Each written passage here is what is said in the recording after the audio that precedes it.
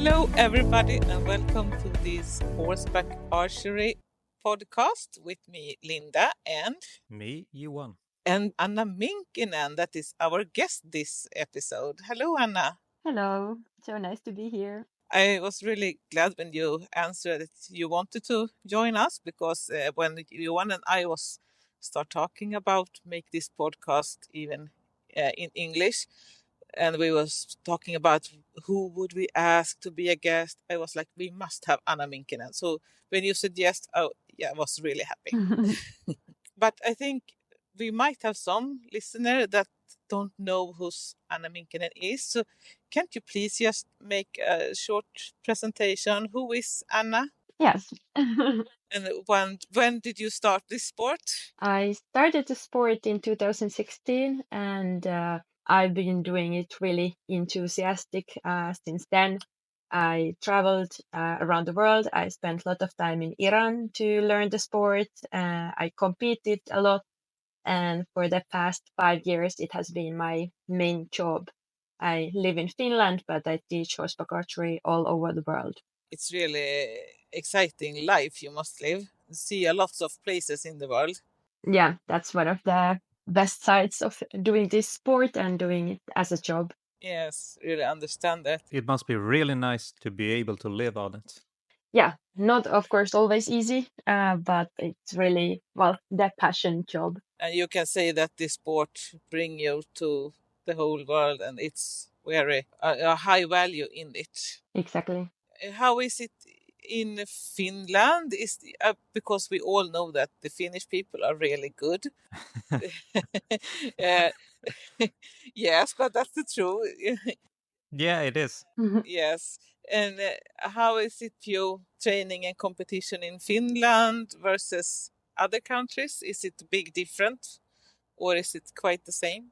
I think the one of the biggest differences is, of course, the weather.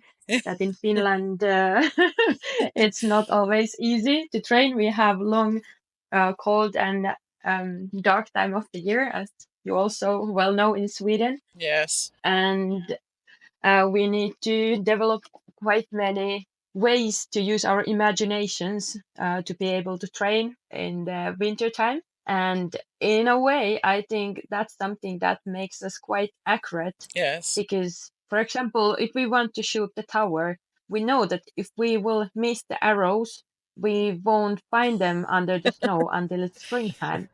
So that forces us to a little bit think and to be sure before releasing the arrow that we will actually hit the target. Yes, for sure. Yeah, we were doing an interview with Annie, and she was talking that she not only have this snow, she even got a river behind the tower. Yeah, exactly. Yes.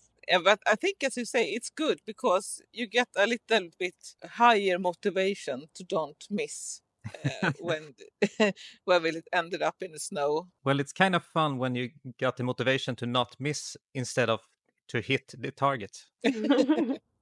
Yes. But if you compare the horses in Finland versus other countries, do you feel that there's a big difference? I think not really. There is many different types of horses that we use in Finland and same all over the world. In Finland, Icelandic horses are really popular, and we in general have quite many Icelandic horse stables. So maybe that's something that we have more than other countries, but more or less they are the same. Well, you have a really high grading. I know you have HA8, and in the world ranking, you are number 14 as senior. You must have so high motivation and skill. How have you been able to get this good, or how have you managed to go so far? I think the biggest reason is simply that I like the sport so much that simply doing it is motivating in itself. And every time I get better, I also learn more about myself.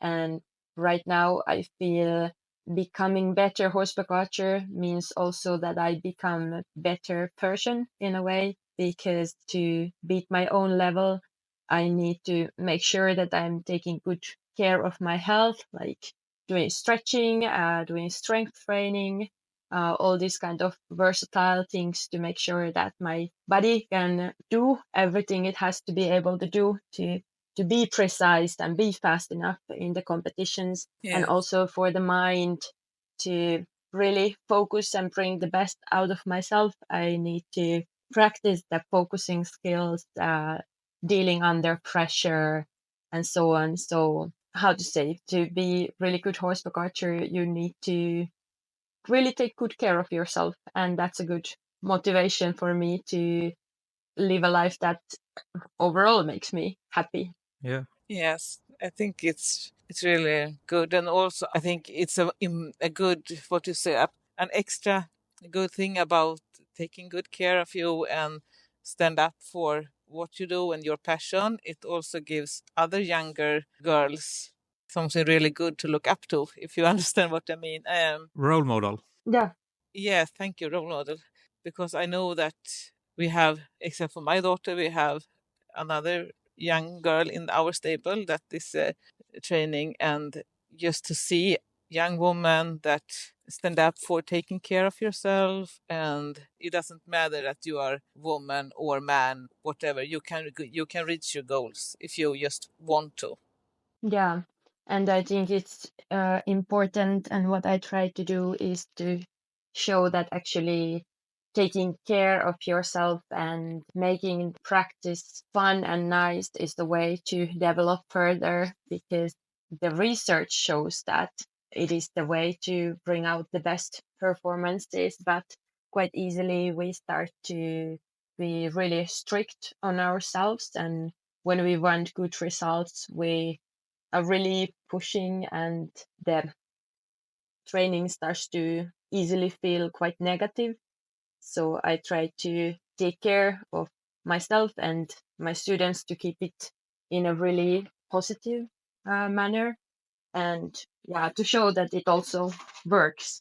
But we are usually quite hard on ourselves, and I am that too. But it's something that I try to also teach to myself, that I don't need to be so hard. I can understand why sometimes I didn't get the results I wanted and how to learn from them. And that's an example I would like to give. Well, I can say you're even a role model for guys. It's not only for the girls.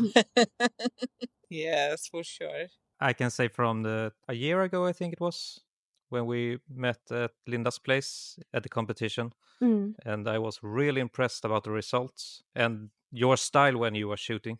thank you. And then Isa told me about how you have worked out this specific technique for how to be shooting to be able to stay in the sport longer without getting a lot of problems in the body and muscles, and that's very interesting. I must say. Mm. What does your training look like? It varies depending on the season. For example, this year, my training schedule hasn't been so, how to say, strict.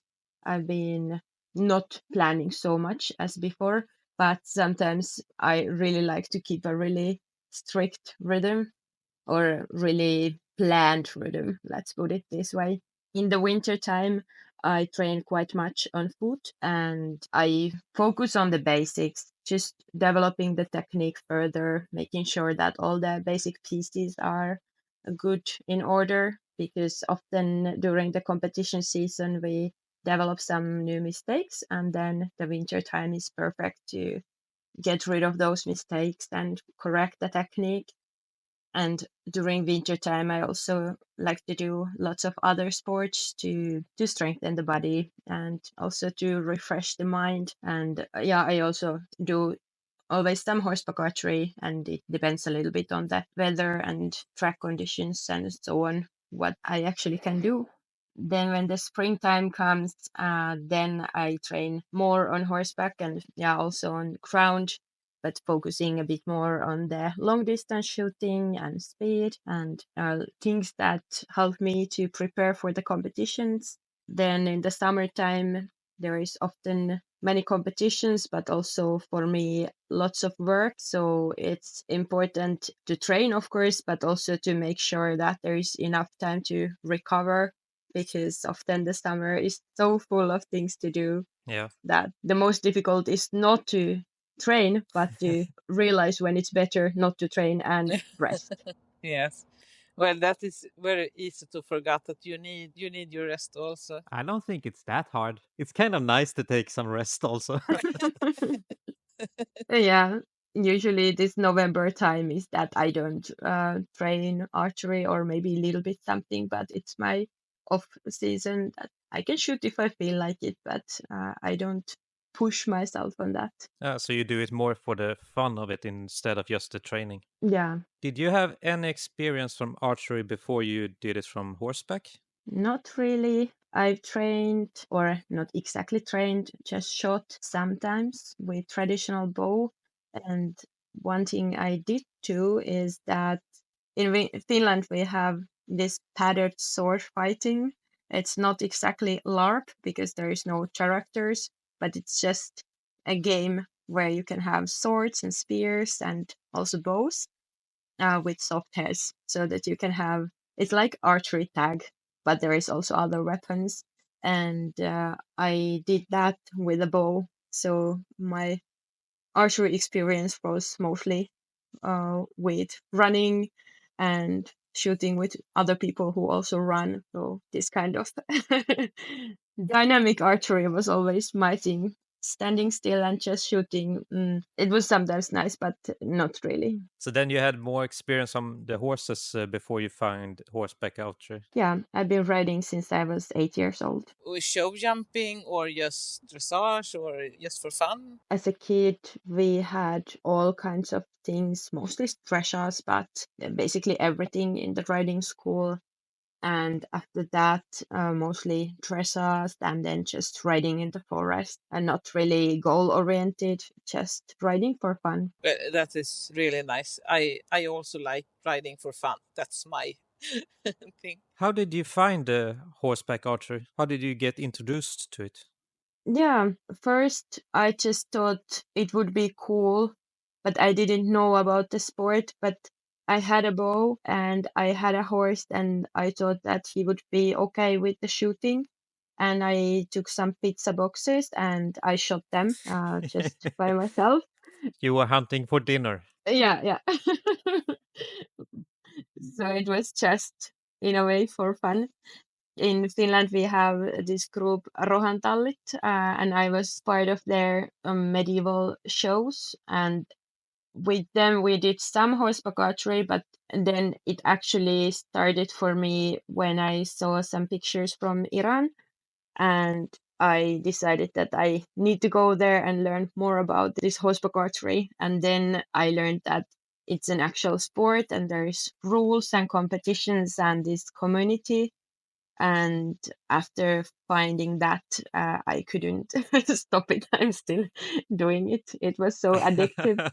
The snowball was in roll. Yeah. Well, it's really fun to hear. So you actually started with go really far away when it actually was people doing it in countries way much closer Finland than Iran. Yeah. Do you still have courses for other trainers? Yeah. Whenever I have the possibility, I like to train with other trainers. And I think I benefit a lot from just getting new points of view in different things, but also to have somebody to check on my technique and comment me. It's always amazing because that's really the only way to develop further. And of course, I know my shooting quite well and I can correct many mistakes, and I use videos to teach myself. But it's always different when you have actually a trainer helping you. So when you say with video, it's when you're filming yourself, or do you watching video to get to learn some new techniques? I take video of myself shooting and then I see how it looks like and then correct based on that. Yeah, okay. Is it true that you also are a physiotherapist? Yeah, that's my other profession. Yes. After educate to physiotherapist, have you changed your way to shoot in horseback archery? Yeah, actually, when I was in the school, we had some class where we were studying muscle activation, and I was an example, and I needed to show my shooting motion, and I was really tense back then when I was shooting, and then it became a project to see if I can change my muscle pattern and make the shooting more relaxed. And we even measured it with electrodes. And it was really interesting to see and find out where is my optimal draw length and how to have the as relaxed position as possible. Yes. It sounds really, really exciting to be a part of that. Yeah, yeah, I was really lucky so that the school was supporting me and they were excited and helped me to do this kind of research. Yes. What do you see as the most usual injuries in horseback archery? Yeah, the overuse injuries, Yes. because we repeat the same movement hundreds or thousands of times.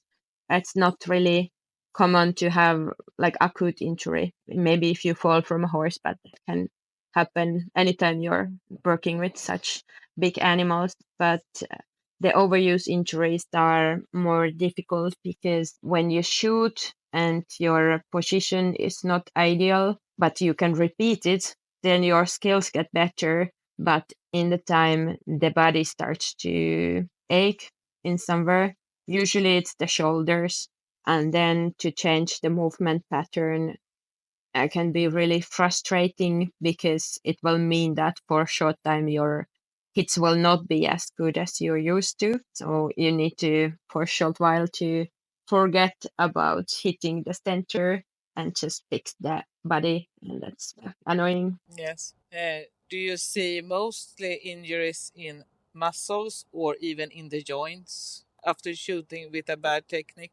Do you know if you get like arthros, if you say on the in the joint? It's more like that there's slowly some inflammation, and I think, yeah, if you keep on going, it can go into arthros. But I think mostly people will then just stop the sport, which is also really sad Yes, for sure. because horseback archery should be completely pain free. But I think mostly it goes in that way that the shooting starts to be a bit painful, and then people don't want to do it anymore. And if they are really motivated, then they will also find a way to correct the shooting technique so that it will work without pain. Yes. Well, it's good that this knowledge about the body and how you can prevent injuries is coming now because, well, I, as a mother, I Mm, saw Isabel when she was younger that she was really, she both had a inflammation in her shoulder, but also for some years she was so much more muscles on the half of the back and really a little small muscles on the other half. yeah, So to get this knowledge about the importance of keeping a healthy body, it's really good that someone can bring that knowledge to the sport. exactly. And especially with kids who are still growing, the imbalance in the muscles and the asymmetry can even cause scoliosis. So okay, for all ages, but especially for kids, it's really important to keep in mind how to shoot with the healthy technique because it's not interesting for them. They don't feel that it would hurt them because they are flexible and easygoing. And the adults, maybe they listen a bit better. But yeah, for the kids, it's important to make it a routine to keep that technique nice and to pull the bow with the other hand and so on. Yes, they think they are like superhuman. They Yeah. they don't know how it feels when you actually have your injury. Yeah. Well, we all been teenagers. We all have had those thoughts. Yes, Yeah. yes, and Johan, you have experienced this because I don't know for is it like half year ago you told me that you actually have started to get some pain in the shoulder, and we changed bow and it the pain did disappear. Yeah, I couldn't draw as long as I should with my alley bow I had. Mm. And then I talked to Isa, and she told me about your techniques, and I even got to look at some of the documents she had from your paper Mhm. on how I should be drawing and holding the arrow and bow and everything. Mm. And I couldn't get there with my alley bow, so I got a new bow from Nemeti, Mm. and I have never had any problems at all after that. Before I shoot maybe 5 arrows, and I started to feel a small pain in my shoulder. Mm. First day with that bow, we shoot all weekend and not even one problem. Yeah, you can really feel the difference when you get to, in archery, we want to use the strong muscles of the back, but also we want to use the straight bones so that the joints are not bent in the position when we are in the full draw. And when you have a bow that allows you to access that point, then it's really easy and pain-free to shoot. But when the bow has the short draw length, then it always pushes you to this position that is heavy for the muscles. Yeah, when I did see the paper, yes, yeah, well, it's logical. It's Mm, of course that's what I should do, but I can't with this bow. yeah. And I tried her bow just for a couple of hours, and okay, this is big difference. Mm, I need a new bow. yeah. And I think it's a part of this problem if we just continue with the equipment. Like for me as a mother, and we live in Sweden, there was no shop you could go to and let your kid try different models to see, oh, this model fits her body, because we don't have any bow shops in Sweden for horseback archery. So I needed to try to ask people that was doing this sport and for advice. And well, if someone had a Nemeti boat, they say, oh, this is the best, this you should have. And those who have olive will say, oh, this is the best. So it was really difficult to know how should I get a good equipment for my kids.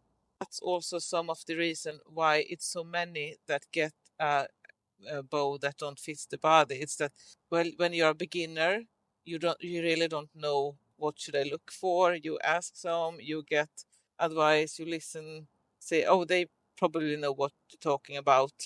But yes, their bow fits their body. That's why they love this bow, but it maybe doesn't fits your body for that. So when you have to buy it on internet, it's difficult when you can't try the equipment before. Exactly. And there is, after all, not so many shops that have bows exactly for horseback archery. Many of the bows are for traditional archery and the techniques are a little bit different. But for horseback archery, not so many shops, and especially to have a shop where you could try the bows before you order them. That's really difficult to find. And luckily, we now have always better options like the Nemeti that you mentioned. When I started, I also had a bow that was really short. It was 40 pounds Oh my God. because I didn't know that I should get a lighter bow and I couldn't pull it out uh, to the full draw length. And I was angry of why I'm so weak that I cannot. And then I went to an archery shop and we measured the pounds. And in 28 inches, it was 40 pounds. But in 32 inches, which is my draw length, it was 60 pounds. Ooh. And then I realized that, okay, this is why I never can have a nice full draw. And this is why my shooting is so tense. Yes. And then by changing the bow, I was able to change my shooting technique. But I've had it all. I had the really bad archery form and I had the shoulder pain and everything related to that. And I needed to take the huge work to build up my archery again. So I know exactly how frustrating it is, but also as a teacher, I think it was valuable lesson for me to really practice everything from the beginning again. How is it now when you have courses and like that? Can a person contact you as a trainer and just, can you help me find a bow? Yeah, of course. I work with Nemeti Horseback Archery Academy, and we have a teacher network mostly in every country that has horseback archery. And usually it's easiest to contact the teacher in your country. And for example, in Finland, I have a stock of bows, and people can come and try the different models. And if they find a good bow already in my stock, then they can buy it. Or then they know that, okay, this model of the bow, but with these pounds or this color, and then they can order it from Hungary. Yeah, okay. That's really nice. Yeah. Do you see any different kind of injuries in beginners versus more experienced archers? For beginners, of course, the immediate injuries, such as getting bruised in the bow arm or the fletching, biting off the bow hand or thumb or the fingers getting sore, those are really common because, well, they have the kind of bigger mistakes, like overstretching the bow arm, and then they have the immediate pain because of that. And the more experienced already know how to avoid those big mistakes, and they know to tape their fingers and keep themselves safe regarding to those matters. But then the sneaky little overuse injuries come easier because the more experienced can train Yeah, so much more. And if they train especially without a teacher or without somebody else to check on their shooting, then the little mistakes can sneak into their techniques, and then they start to search a solution when they already have some pain. Yeah, and when you get a bad technique and it get into your routine, it's really no easy way to get out of it. Yeah, it's the double work to unlearn and then to learn something new. except for have equipment that don't fit your body. Do you see any other common mistake that maybe mostly beginners often do? Maybe not so clearly. For the beginners, it of course depends a lot on the teacher, that the teacher has to show them the good warm up and cool down and help them to learn the kind of routines that help them to stay fit for archery. The more experienced archers, in a way, should already know those things. I think you said a really important thing there, because I have seen during these years, as I have been following my daughter on different competitions, that more and more people actually start to warm up before a competition and training. In the beginning, I like never saw it, and I'm not physiotherapist at human, but at dogs, so I know that well, it doesn't matter if you're a dog or a human. You need a warm up before you exercise, before you do something as a archery. Yeah, But I almost never see anybody cool down afterward. I think this is a part that very many people miss, that when your muscles are warm and you have a lots of different kind of subjects in the muscle after being hard work, you need to help the muscles to cool down. yeah. And it's like, well, I've seen the Finnish team very often do it, but not so many others. I don't know if it's just that people forget it or don't know it. What do you think it's the reason? I think because warm up, it's easy to build in your practice in a way. And also in the class test, it's easy to start with the warm up. And I've also recognized what you said, that when I started, people didn't really warm up. And now everybody warms up. So it's a really good way to develop. But then after horseback archery training session, usually what you do is that you cool down your horse and you take care of your horse, and then you already need to go back home. So that cooling down yourself kind of gets forgotten. Yeah, probably. And especially in the winter time, I feel really well the difference, because in archery we have the kind of static moments, and in winter the muscles cool down often a little bit too quickly, and then lactic acid and so on will stay in the muscles, and the next day I will feel sore. But if I do something to warm up after, or yeah, it's cool down, but actually to warm up the muscles again and let them cool a bit slower, it can be just stable work, then I will not be so sore in the next day because the lactic acid and everything got out. Yes. Well, at least it's a good reason to forget about the cooldown when you take care of the horse first, I think. Yeah, yeah. Yeah. Do you think that it's good for horseback archery to stretch, or do you think it's? I mean, this is a really big subjects in this training world, that should you stretch or not? Yeah. Yeah, I think it depends so much on your body. And usually people who are already quite flexible, they love to stretch. And people who are really stiff, they don't like to stretch. And then the stiff ones absolutely should stretch or do some kind of mobility training, because horseback archery is, after all, a lot about your shoulder mobility and your hip mobility. Because, for example, the extreme front and back shots in the tower are often difficult because your hips don't turn enough, because you are not flexible enough. Not only that, shooting from 45 meters is difficult. And then again, the people who already are kind of over flexible, their bodies can make 1 million mistakes in horseback archery, because they can move every joint of their body to new position between each arrow. And what they would actually need is more stabilization exercises where they strengthen the core muscles and they feel better their own position. And that would be more beneficial. Yes, it's really logical what you say. It's very interesting, everything.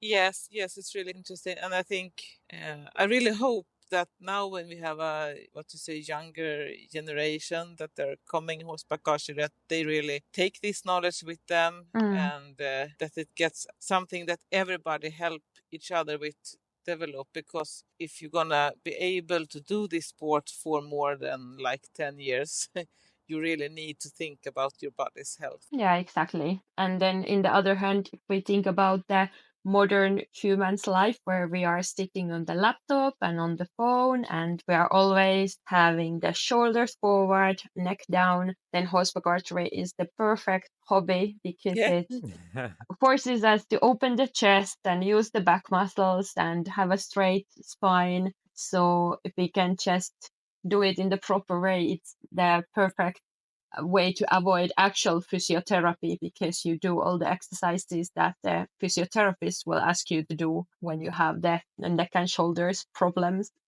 So I I think always, this was the best. yeah, tell my students, yeah, that come to me for horseback archery, don't come for me to for physiotherapy, because you can do it in the cool way or you can do it in the boring way. So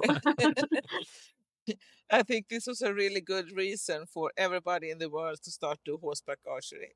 yeah, exactly. But then it's a kind of good guidelines. If you don't like stretching, you need to do it, and if you like stretching, you need to work on your core muscle. Yeah.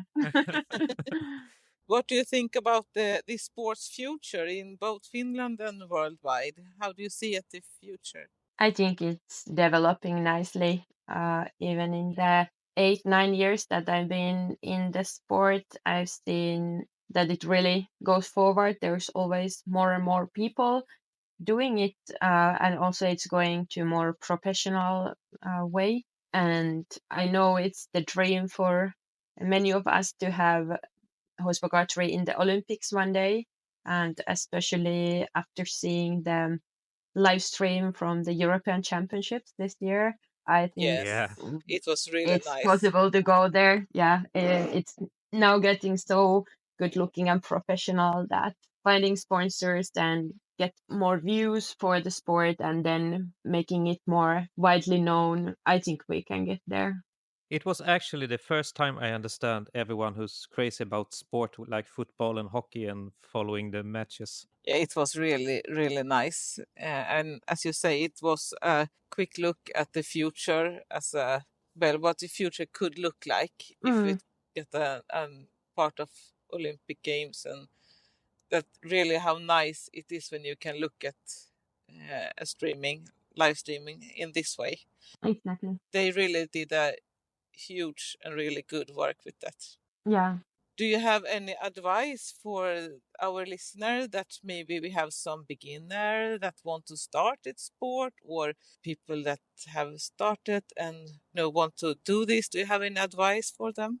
I think the most important advice is to enjoy the journey, because at least for me, easily I see I got some results, and then I want to be better and better and better, and it's motivating, but also you can easily get lost to the feeling of wanting to improve and then forgetting that actually quite awesome what you're already doing, and you don't always need to be so much better. You can also enjoy what you already have and move up step by step, and the steps can be small. It's fine. So don't be so serious all the time. Remember to have fun also.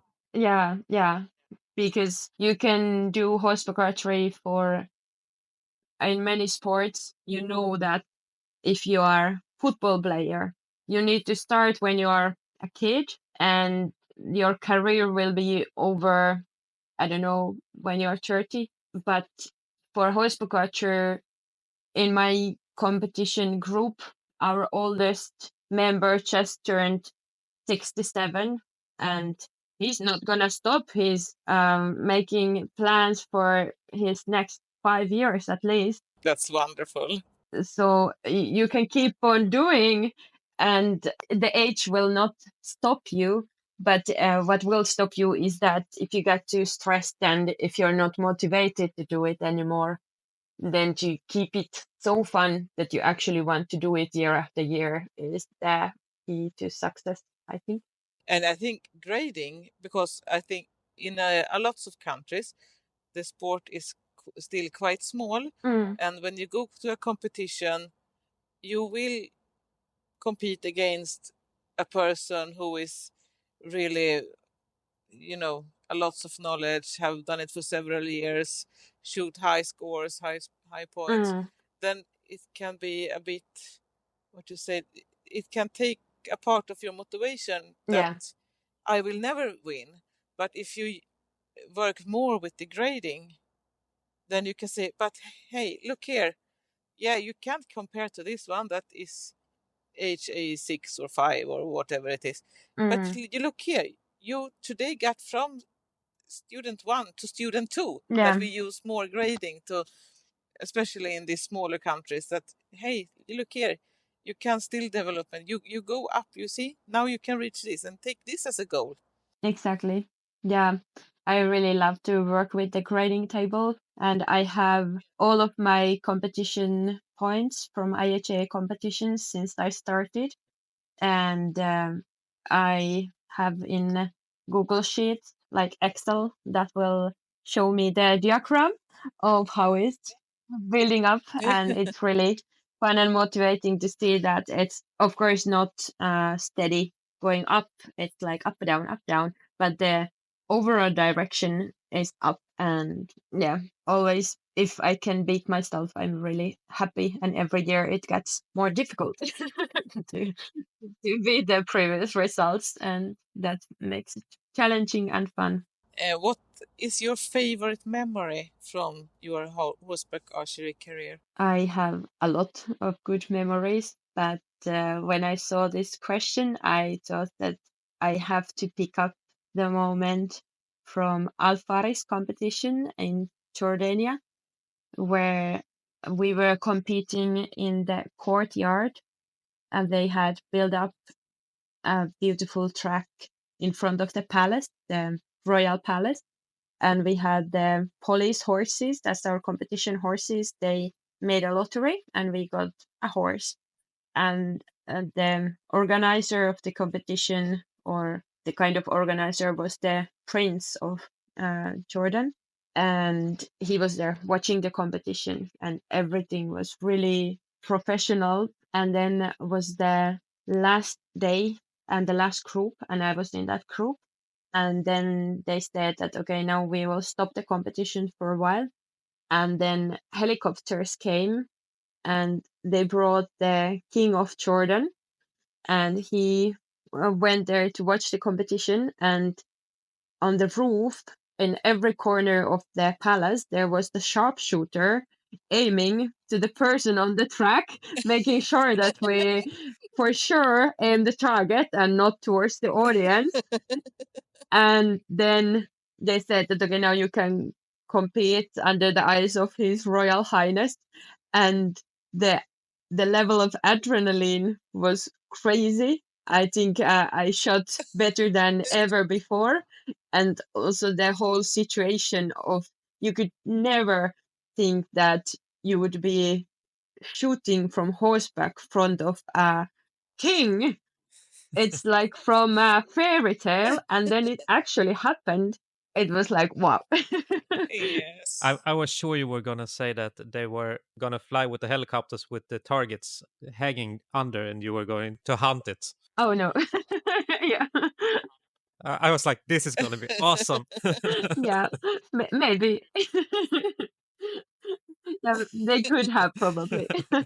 Yeah, but it was a joy to even listen to the memory. So I for sure understand that this is not something that you will never forget. Yeah, exactly. Maybe we can do that with a drone or something, so they can have a target hanging under. Yeah. You don't start create a new kind of force percussion. It gets so expensive if someone hit the drone. Yeah, it's motivated to hit the target. Yes, for sure. Yes. Well, Anna, I think this has been a really terrific episode. It has been a really joy to listen to your knowledge and be able to take part of your memories and experience. So a huge thanks for be here with us in this podcast. Is there anything more you think that you want to say or you want to fill in with?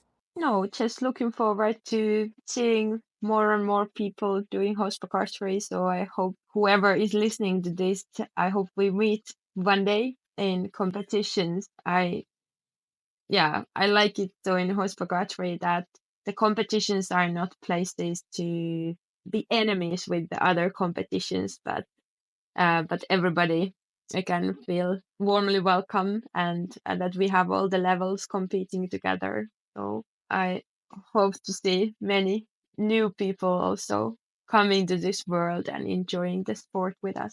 Yes, I can say as a mom that it's really wonderful to follow my kid to the competition just because, as you say, everybody's so warm and welcoming and talking nicely. And well, it feels really like a warm aura around the competitions. So I think everybody that's listening, well, feel more welcome to join this sport if you are a beginner. Yeah, exactly. And also, of course, experience also. Yeah. More happy faces at the contests. Yes. Well, then I really, once again, a huge thank you. And Yes, super thanks for your time. Thank you. in 2 weeks, yes, yes, super thank. And in 2 weeks, we have another international episode in English. So keep looking for it. And if you like it, please put in Spotify that fill in some stars for us. Then it will be easier for others to find this podcast. And if you have any questions about this podcast or want us to talk about a specific subject or anything like that, please send us a message on Facebook is the easiest way. And well, for that, keep well, everybody, and see you again soon. Goodbye. Bye bye. Bye, everyone.